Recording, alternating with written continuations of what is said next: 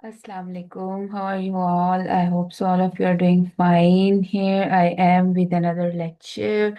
So, uh, रोज की तरह first of all, I'm going to share the link of the lecture with my students and I hope so कि वो जल्दी जल्दी lecture को join कर लेंगे and then we will start the lecture.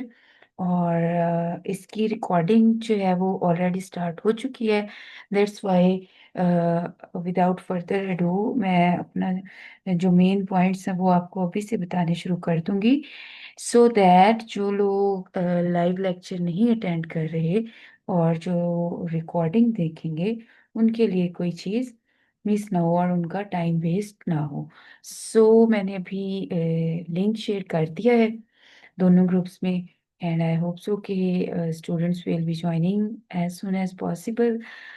In the meanwhile मैं आपको ये बताती चलूँ कि आज के इस लेक्चर में जो हमारी डिस्कशन होगी that is on synonyms and preposition and some part of grammar because इस लेक्चर में हमारे एडमिशन टेस्ट के स्टूडेंट्स भी हैं और हमारे इंग्लिश फाउंडेशन कोर्स के स्टूडेंट्स भी हैं.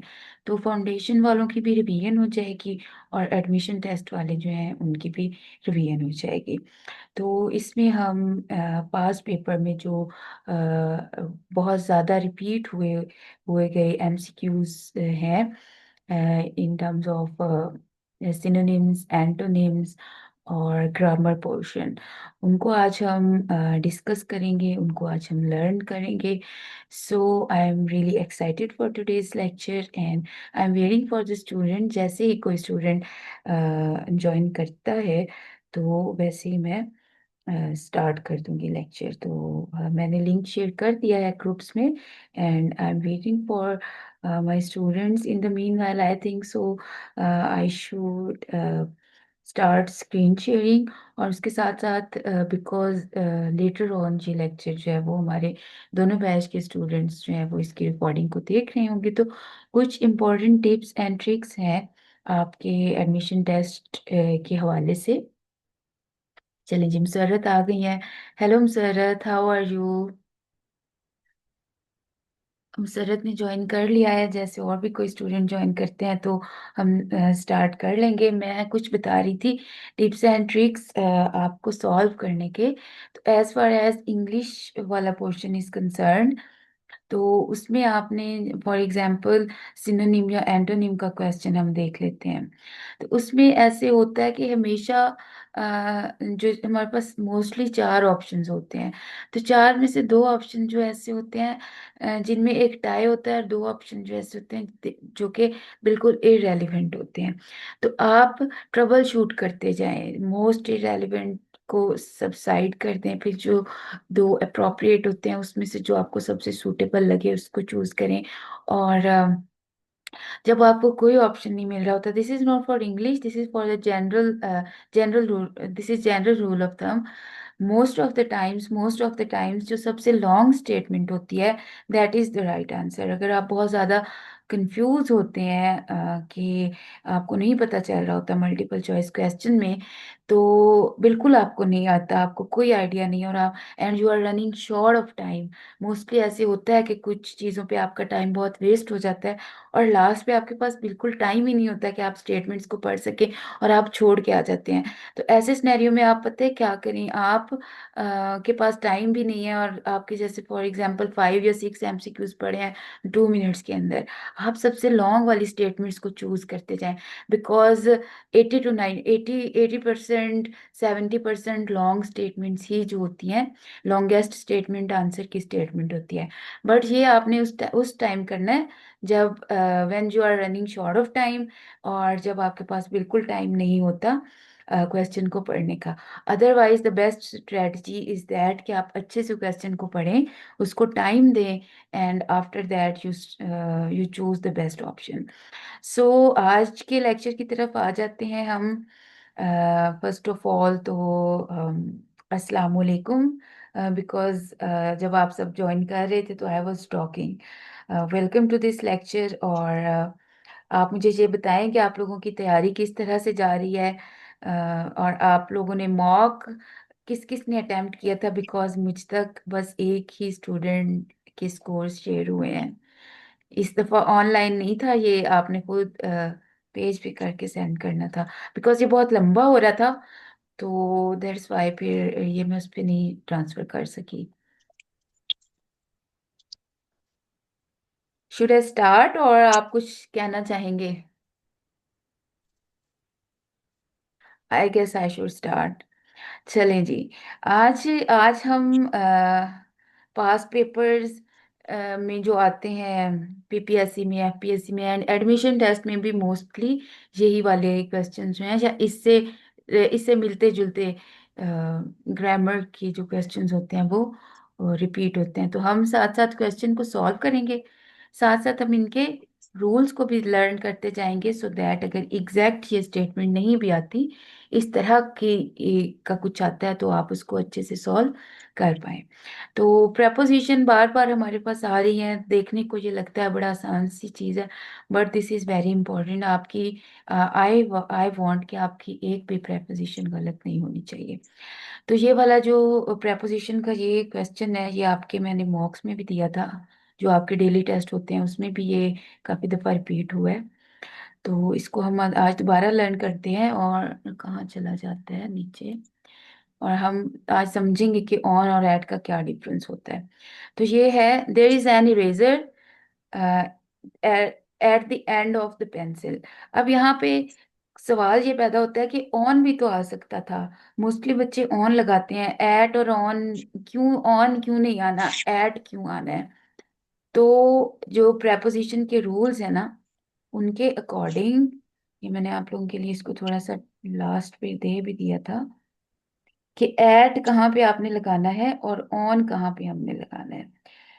तो जो ऑन है ना, on is used for surface. जैसे हम कहते हैं, अगर ये होता कि pen is on the table, ठीक है, तो हम ऑन लगाते हैं। On is used for surface and days, dates, for example on Friday, ठीक है। और public transport, on the bus. और एट कहाँ पे यूज होता है? एट यूज होता है स्पेसिफिक लोकेशन के लिए, एट यूज होता है, जैसे कि और उसके साथ साथ किसी पॉइंट पे, जैसे ये हमारा क्वेश्चन भी जो था ना, इरेजर इज लाइक, वो जो पेन के एंड पे इरेजर होता है उसकी बात थी।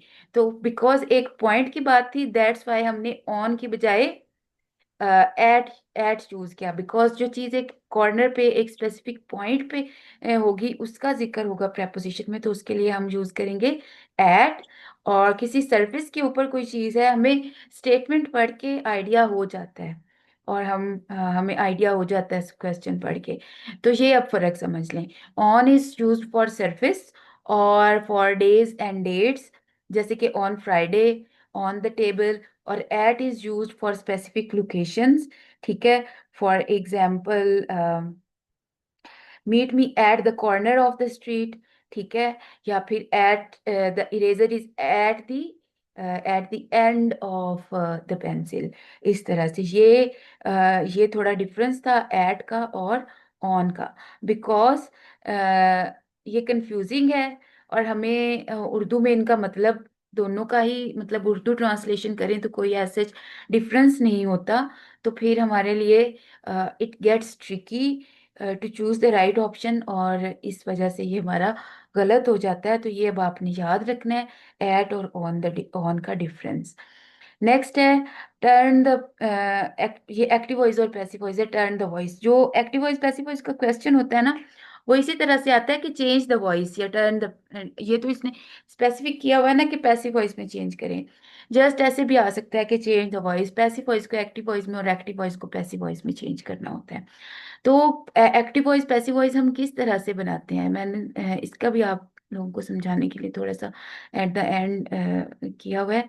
एक्टिव वॉइस होता है जो हमारा एक नॉर्मल सेंटेंस होता है, जैसे हमने पढ़ा था कि जो इंग्लिश ग्रामर है, वहाँ उसके इंग्लिश ग्रामर में हमारा जो सेंटेंस है उसकी क्या एक तरतीब होती है। सबसे पहले सब्जेक्ट होता है, फिर वर्ब होता है, फिर ऑब्जेक्ट होता है, जो एक नॉर्मल सेंटेंस है जैसे हम नॉर्मल बात करते हैं।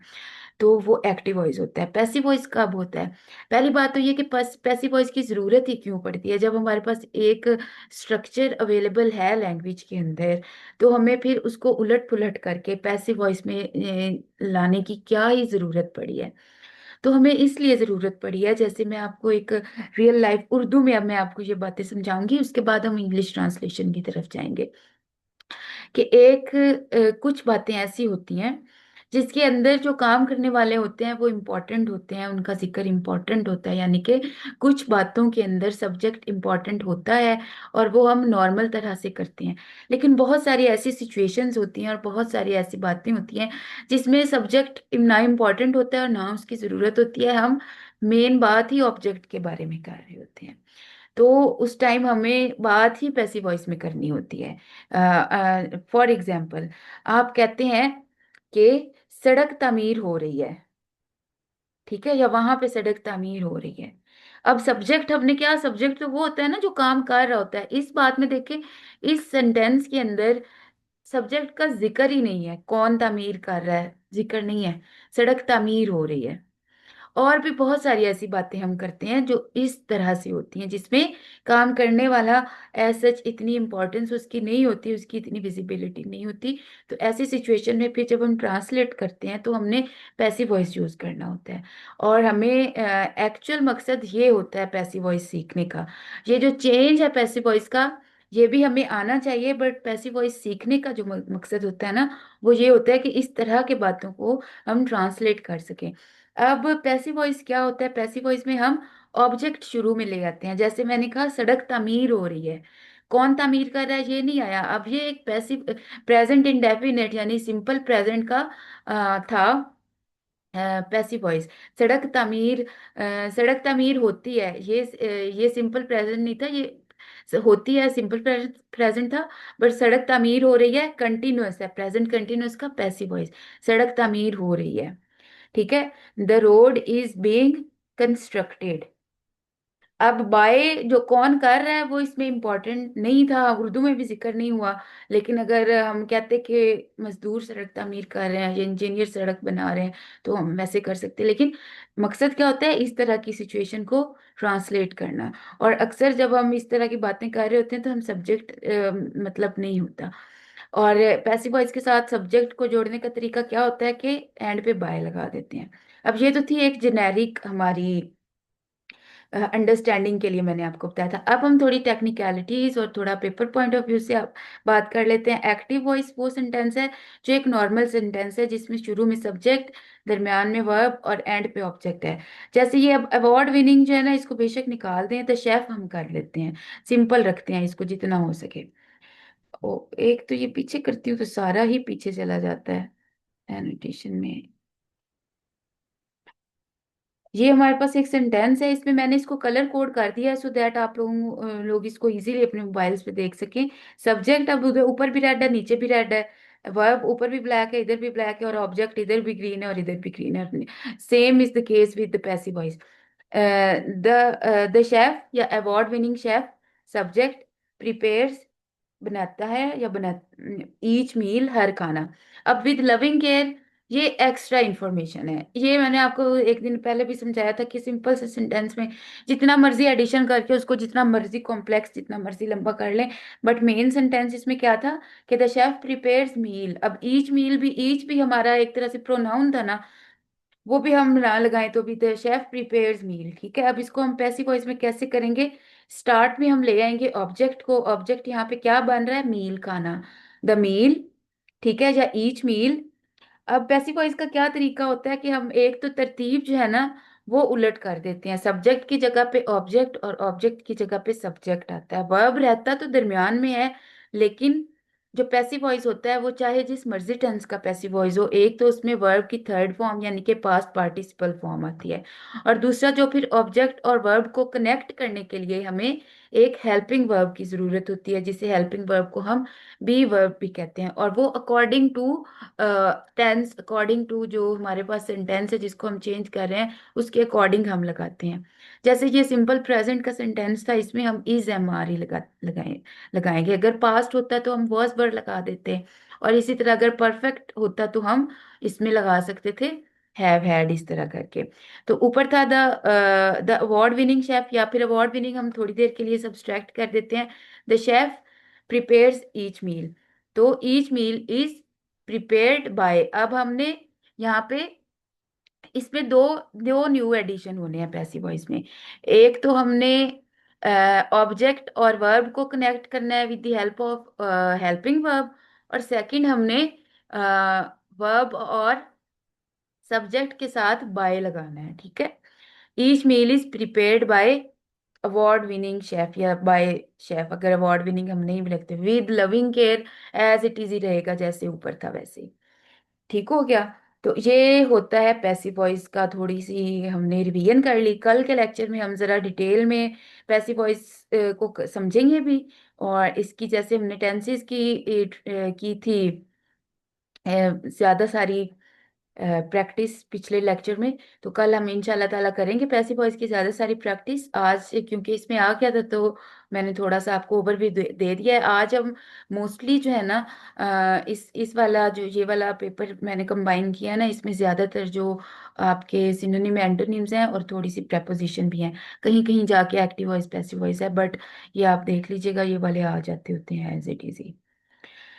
तो वो ये पैसिव वॉइस हो गया। अब है स्टैटिक मीन्स। स्टैटिक का क्या मीनिंग होता है? इससे पहले कि हम इसके मीनिंग की तरफ जाएं, हम देखते हैं इसके ऑप्शंस को।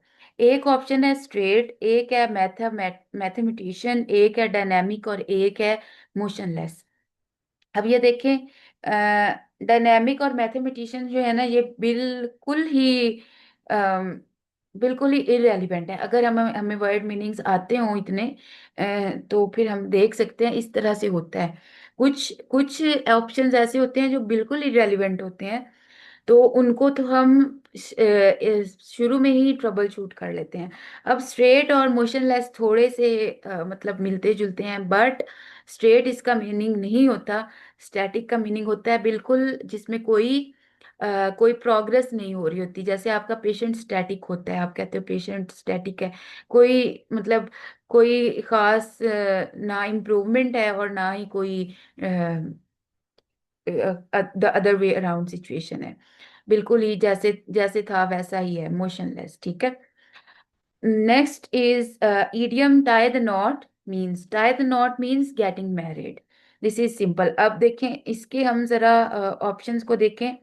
Criticism, friendship, enmity. अब एनमिटी और क्रिटिसिज्म, क्रिटिसिज्म तो बिल्कुल इरेलीवेंट है।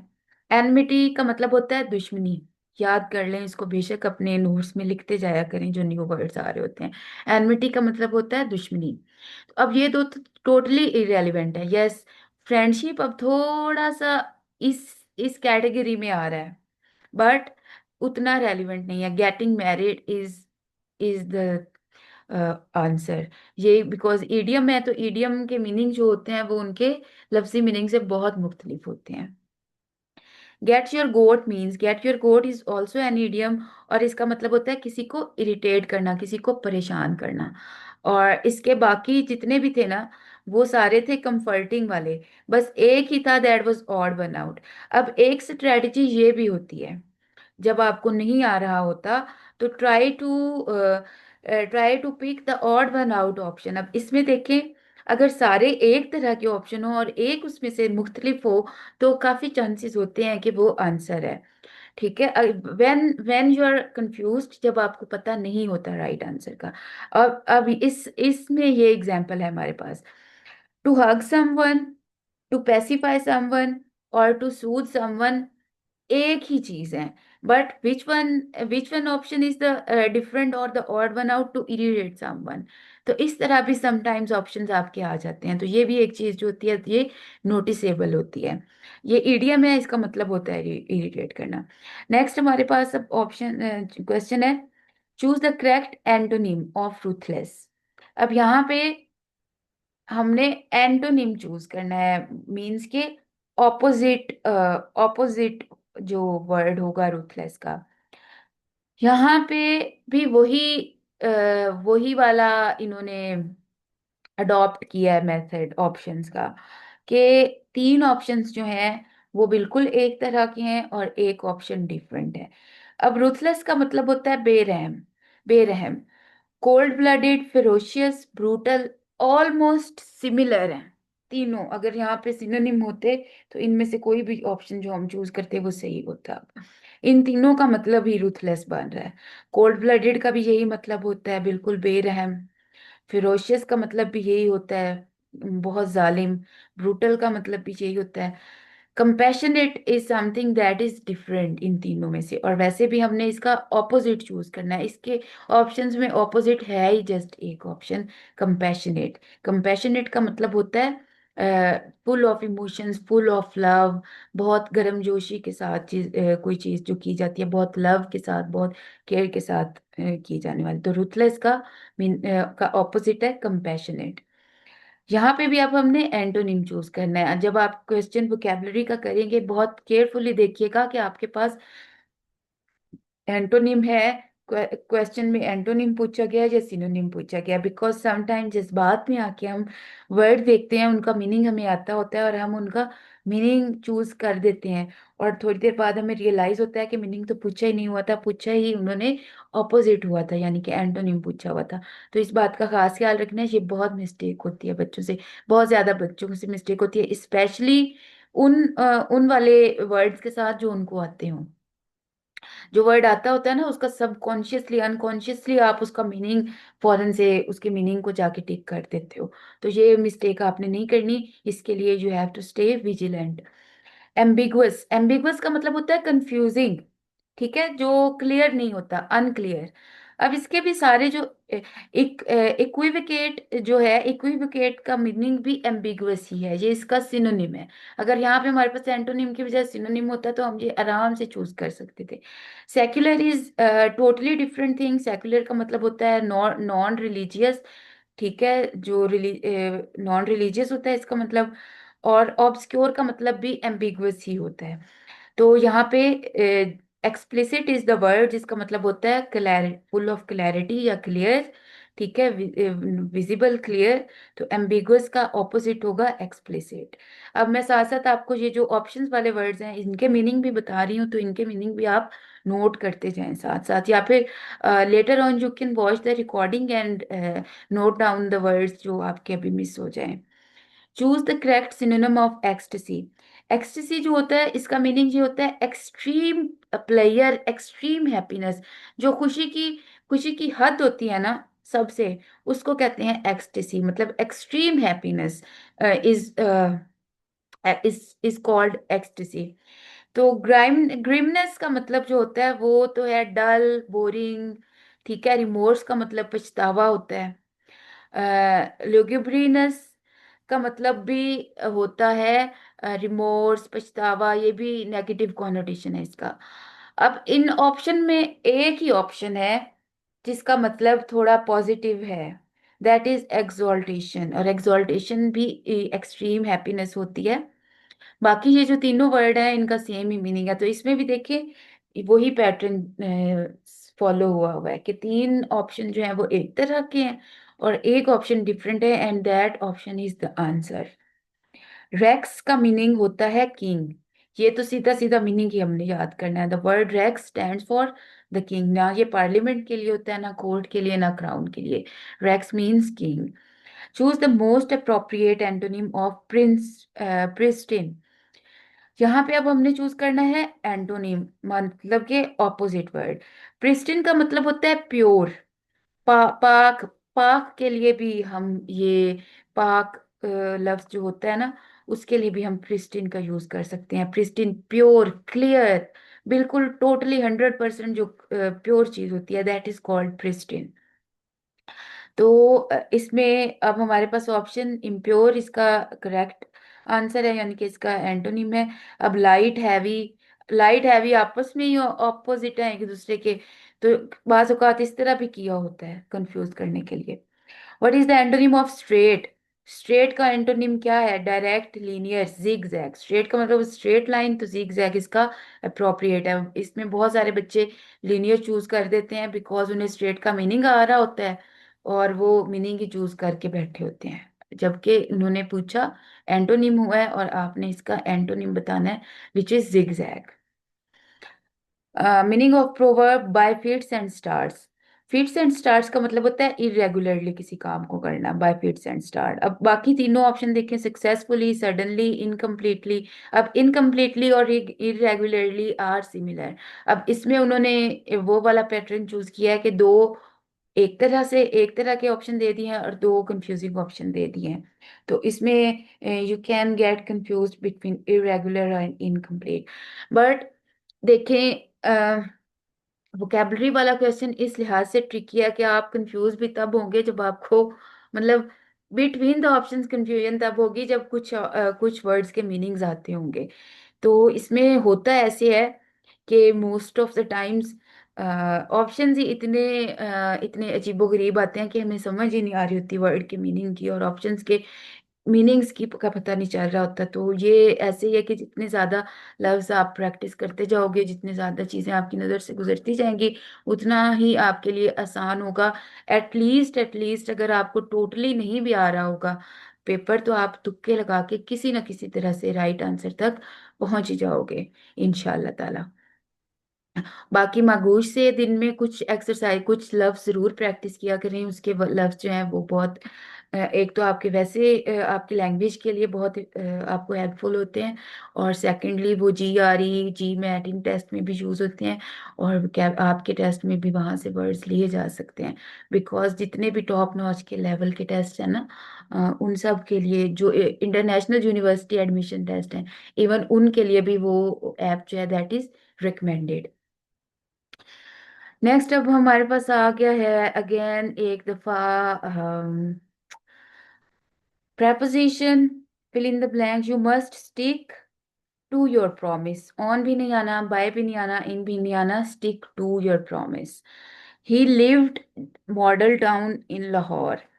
अब at model town in Lahore, ठीक है, he lived at model town in Lahore। देखें at हमने कहा था ना कि कोई स्पेसिफिसिटी के लिए हम एट लगाते हैं, पीछे भी मैंने आपको बताया था कि कुछ बहुत स्पेसिफिक पॉइंट, बहुत स्पेसिफिक चीज होती है तो एट लगाते हैं उसको पॉइंट आउट करने के लिए। और यहाँ पे इन लाहौर आएगा because I live in Lahore. जब आप ऐसे बताते हो तो इन ही आ रहा होता है कि आप कहाँ पे रहते हो, तो आप सिटी के साथ इन ही लगाते हैं, ठीक है।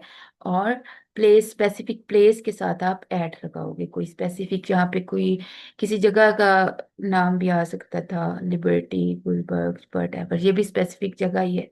तो इसके लिए आप ये वाला ऑप्शन आएगा, at model town in Lahore. The synonym of susceptible। susceptible is an easy word comparatively, ये हमारी मेडिकल टर्मिनोलॉजी में भी काफी यूज होता है। तो susceptible का क्या मीनिंग होता है?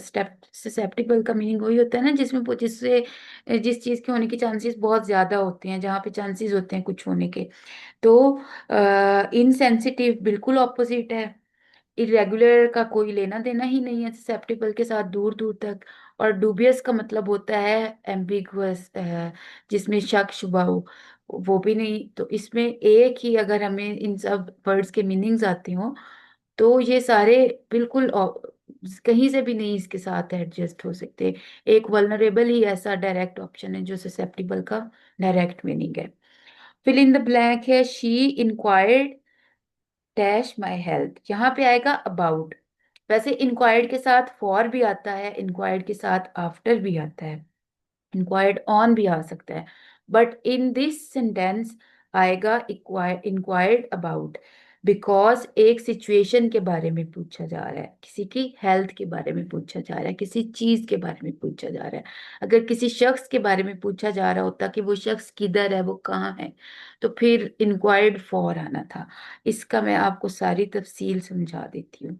You can use both inquire for and inquire about with slight different meanings। Use inquire about to ask for information on a topic। इसमें इंफॉर्मेशन ही पूछी जा रही है ना, उनकी हेल्थ के बारे में पूछा जा रहा है, तो हम कहेंगे she inquired about my health।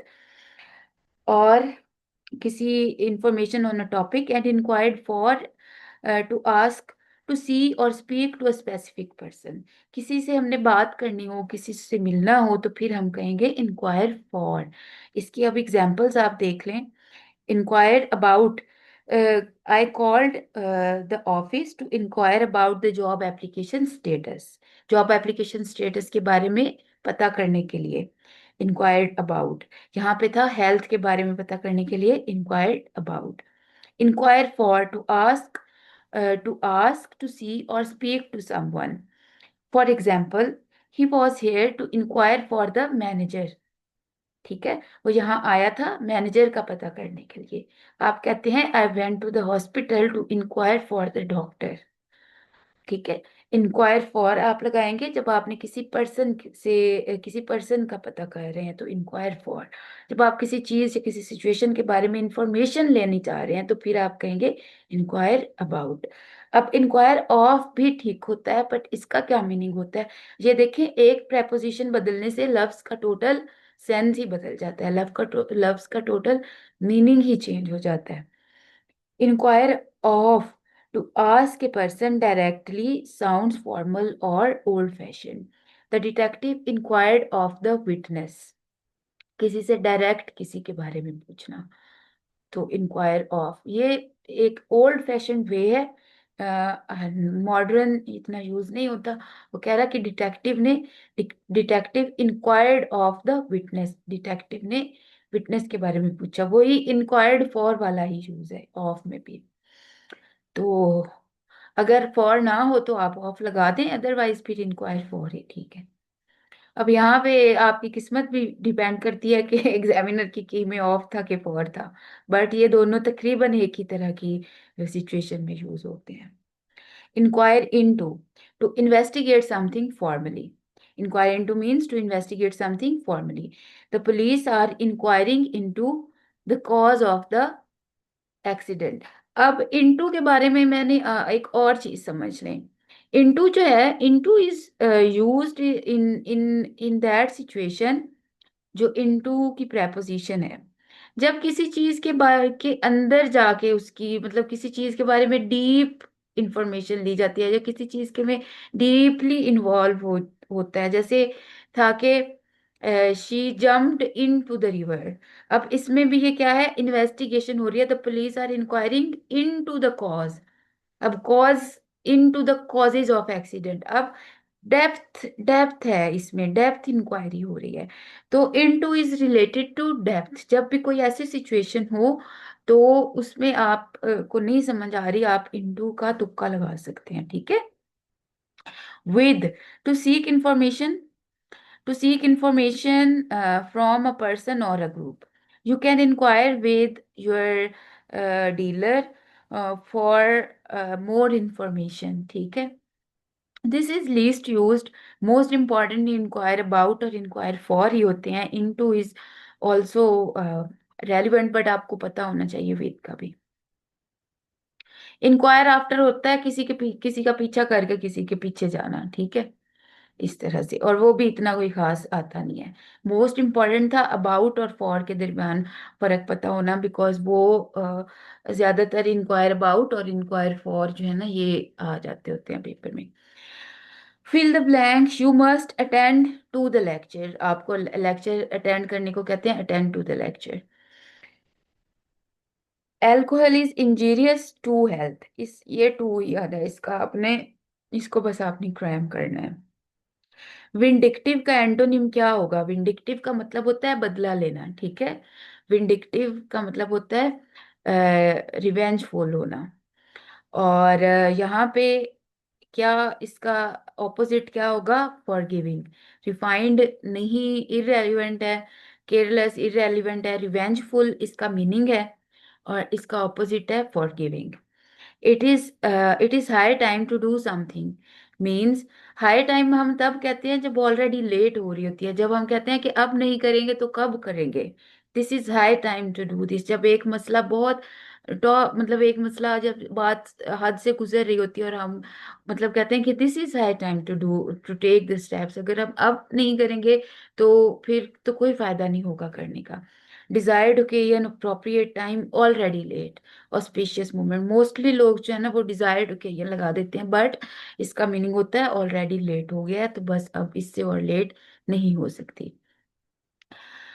Next है जी हमारे पास, choose the synonym of partisan. Partisan का मतलब होता है पार्टी के supporters.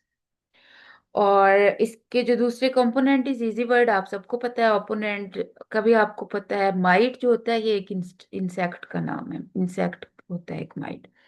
Laudable, laudable means commendable. Commendable मतलब काबिले तारीफ। लॉडेबल का मतलब है काबिले तारीफ चीज, काबिले तारीफ बात। और अफेक्शनेट, प्रॉफिटेबल, लवेबल, ये तीनों इसमें नहीं आएंगे। अफेक्शनेट और लवेबल का एक ही मीनिंग है, ये आपस में सिनोनिम है।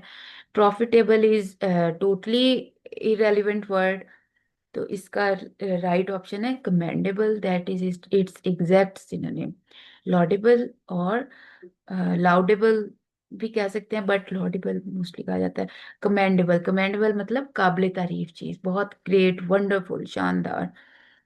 Choose the correct article. I don't like dogs, इसमें कोई आर्टिकल नहीं आना, ना एन, ना दी, ना ए, ना एन। डॉग्स है ना, तो डॉग्स के साथ अगर तो डॉग होता तो फिर कोई आ सकता था। यहाँ डॉग्स है तो इधर कोई आर्टिकल नहीं आना, यहाँ पे ऑप्शन डी आएगा। नेक्स्ट बहुत इंपॉर्टेंट है और बहुत कंफ्यूजिंग है। ये हमने चूज करना है इसका सिनोनिम, मतलब कि इसका मीनिंग। अब वर्ड है ल्यूमिनरी। ल्यूमिनरी का मतलब होता है celebrity, in is someone who has influence. But luminous का मतलब होता है रोशन, और हमारे हमें उसका आमतौर पे सबको मीनिंग आता होता है, तो हम ल्यूमिनस वाला दिमाग में रख के इसका ग्लोइंग या शाइनिंग चूज कर लेते हैं। अब देखें, इनमें से एक ही सही हो सकता था ना, ऐसे तो नहीं हो सकता कि सेम ग्लोइंग और शाइनिंग का बिल्कुल सेम मीनिंग है। तो इस तरह का अगर ऑप्शन आ जाए तो फिर हम आपने इस तरह से अपनी कॉमन सेंस यूज करनी है। प्लेब इज टोटली इरेलीवेंट, तो इसका मतलब होता है सेलिब्रिटी। अब वैसे इसका मतलब होता है someone who has influence over others. Luminary का मतलब इन्फ्लुएंसर, अगर यहाँ पे सेलिब्रिटी की बजाय इन्फ्लुएंसर का वर्ड भी आता तो हमने वही चूज करना था। तो ये इस तरह से कंफ्यूजिंग है, बिकॉज ल्यूमिनस का मतलब होता है ना लाइटिंग, शाइनिंग, ग्लोइंग। तो लाइट के साथ ल्यूमिनस यूज होता है, तो हम वहां से कंफ्यूज होके इसका गलत मीनिंग चूज करने की बहुत ज्यादा प्रोबेबिलिटी होती है, और 90% बच्चे इसका गलत मीनिंग चूज करके एक नंबर से हाथ धो बैठते हैं। Change the voice. Have you laughed at them. अब ये है इंट्रोगेटिव सेंटेंस, मतलब कि सवालिया जुमला। Have you laughed at them, कि आप उन पे हंसे थे। अब यहाँ पे ये एट, हमने इसको पहले हम सिंपल चेंज कर लेते हैं इसकी वॉइस। अब हमने क्या सीखा था पैसिव वॉइस बनाने में, कि लास्ट वाला जो है ना उसको हमने स्टार्ट में लेके आना है। और अभी हम सब्जेक्ट ऑब्जेक्ट की भी झंझट से निकल जाते हैं, कि लास्ट वाला में जो भी होगा, जब हमने वॉइस चेंज करनी है, एक्टिव को पैसिव या पैसिव वॉइस को एक्टिव में करना है, तो लास्ट वाला जो भी, लास्ट में जो भी होगा सब्जेक्ट ऑब्जेक्ट, उसको हम शुरू में ले आएंगे, शुरू वाले को लास्ट में ले आएंगे, और दरमियान का ट्रीटमेंट हमने सीखा था। अब देम को हम क्या क्या इसमें चेंज करेंगे, दे। ठीक है, have you laughed at them, इसमें अब have they been have they been laughed at by you आएगा। ठीक है, ये एक्टिव वॉइस सेंटेंस है, इसका पैसिव वॉइस ऐसे बनेगा, देम को दे में ये देखें, हैव दे, हैव क्योंकि क्वेश्चन है तो क्वेश्चन वाले को हमने क्वेश्चन में ही चेंज करना है, हैव का हैव ही रहेगा, देम दे में चेंज हो जाएगा, हैव दे बीन। क्योंकि हैव है परफेक्ट है, तो अब हम ये परफेक्ट जो होता है ना टेंस, उसका हेल्पिंग वर्ब बी वर्ब जो होता है बीन होता है। Have they been laughed at same by you have they been laughed at by you, ये इसका करेक्ट सेंटेंस वो बनेगा। What is the synonym of profane? अब जो प्रोफेन है ना, इसका मतलब होता है नॉन रिलीजियस, ठीक है। दैट इज मतलब समथिंग जो कि रिलीजन से रिलेटेड ना हो, जो कि नॉन रिलीजियस हो, सेक्युलर हो, ठीक है। रिलीजन के बारे में जो रिलीजन के हिसाब से जो रिलेटेबल ना हो, ठीक है, non religious kind of thing, profane का ये मतलब होता है। अब इरेवरेंट का भी यही मतलब होता है, सेक्युलर, नॉट रिलेटिंग, ये सेम है। बाकी के जो ऑप्शन है डिजाइन का, तो इजी है। डिजाइन मतलब प्लॉट, कोई स्पेसिफिक डिजाइन। कॉन्डेसेंडिंग का मतलब होता है इंसल्टिंग। और ऑल ऑफ देम तो नहीं ना आ सकते, इनका टोटली डिफरेंट डिफरेंट मीनिंग है। तो प्रोफेन का मतलब होता है नॉन रिलीजियस, सेक्युलर, और इरेवरेंट का मतलब भी नॉन रिलीजियस है। नेक्स्ट वर्ड है हमारे पास कॉन्स्पिकुअस। कॉन्स्पिकुअस का मतलब होता है बहुत ही क्लियरली विजिबल, बहुत ज्यादा मिकदार में जो चीज होती है कॉन्स्पिकुअस होती है, वो बहुत ही नोटिसेबल होती है, आपको नजर आ रही होती है, तो उसके लिए वर्ड कॉन्स्पिकुअस यूज होता है। नीचे था कंसील्ड, अनक्लियर, टोटली ऑपोजिट है कॉन्स्पिकुअस के, क्योंकि कॉन्स्पिकुअस का मतलब होता है क्लियर, नोटिसेबल। ऑब्सक्योर भी इसके टोटली ऑपोजिट है, ऑब्सक्योर का मतलब भी वही होता है, एम्बिगुअस। अब यहाँ पे हमारे पास एक ही ऑप्शन बनता है, अगर हमें इसका मीनिंग नहीं भी आता होगा, डिसर्नेबल का मीनिंग नहीं भी आता होगा, बस कॉन्स्पिकुअस का मीनिंग आता होगा, तो हम ये वाला क्वेश्चन जो है इसको सॉल्व कर सकते हैं। डिसर्नेबल का ये भी मतलब यही होता है, नोटिसेबल, लाउड, ठीक है, loud in the sense of saying, ठीक है, जो चीज नोटिसेबल हो, विजिबल हो, क्लियर हो, तो डिसर्नेबल का भी यही मतलब होता है, और कॉन्स्पिकुअस का मतलब भी यही होता है। कॉन्स्पिकुअस बहुत ज्यादा मिकदार के लिए भी यूज होता है, और बहुत क्लैरिटी के लिए भी यूज होता है। नेक्स्ट है जी, एंटोनिम हमने करना है सूडोनिम के लिए। सूडोनिम जो है, सूडो का मतलब होता है फेक, और नेम का मतलब होता है नाम। सूडोनिम का मतलब होता है फेक नेम, और इसका ऑपोजिट होगा रियल नेम ऑब्वियसली। और did you here about the accident last night होगा यहाँ पे, ना ऑन आएगा, ना इन, ना of. Here about the accident, which of the following pair is incorrect? अब ये वो टाइप ऑफ एनोलॉजी का क्वेश्चन है। अब हमारा लास्ट मिनट है, वैसे हमारा ये ऑलमोस्ट सारा डिस्कस भी हो चुका है। डिफरेंट बर्ड्स हैं और एनिमल्स हैं, उनकी वॉइस दी हुई है कि आउल जो है वो चर्प करते हैं, स्पैरो ट्रम्प करती है, हॉर्स की वॉइस को नहीं कहते हैं, बट मॉन्की रोर नहीं करते, टाइगर रोर करते हैं। तो ये ऑड वन आउट है, उसने कहा कि